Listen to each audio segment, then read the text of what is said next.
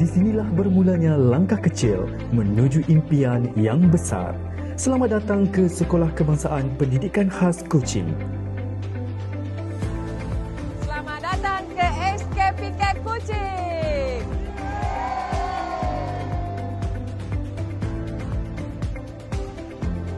Sekolah Kebangsaan Pendidikan Khas Kuching merupakan sebuah institusi pendidikan rendah yang komited melahirkan murid berilmu, berakhlak dan berdaya saing.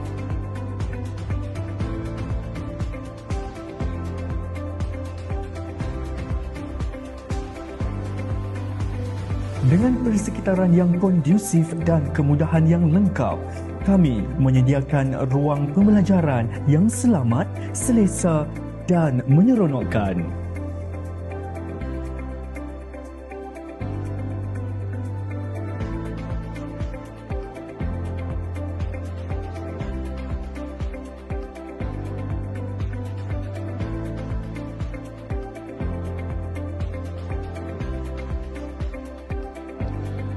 Pendekatan pengajaran yang kreatif dan berkesan menjadi keutamaan kami dalam membimbing potensi setiap murid.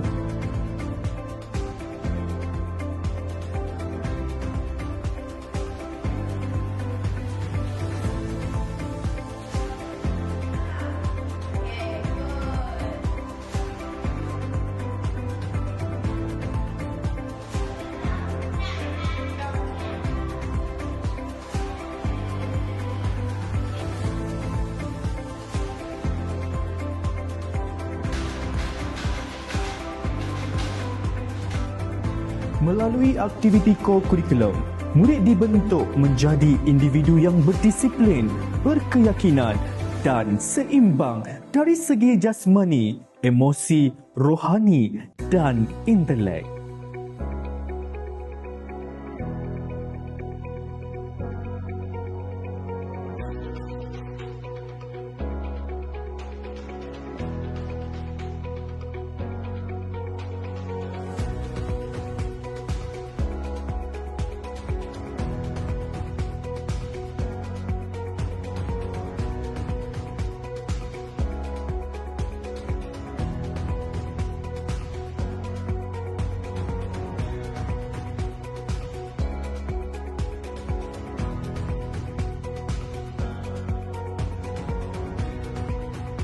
Disokong oleh barisan pendidik yang berdedikasi dan warga sekolah yang prihatin, kami bergerak seiring demi kecemerlangan bersama.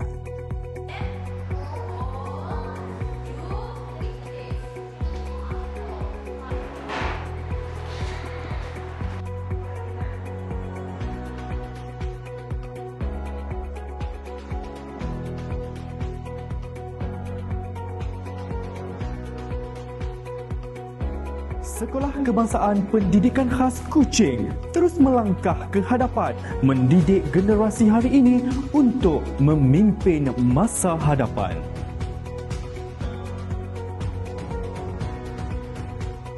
Membina generasi bestari.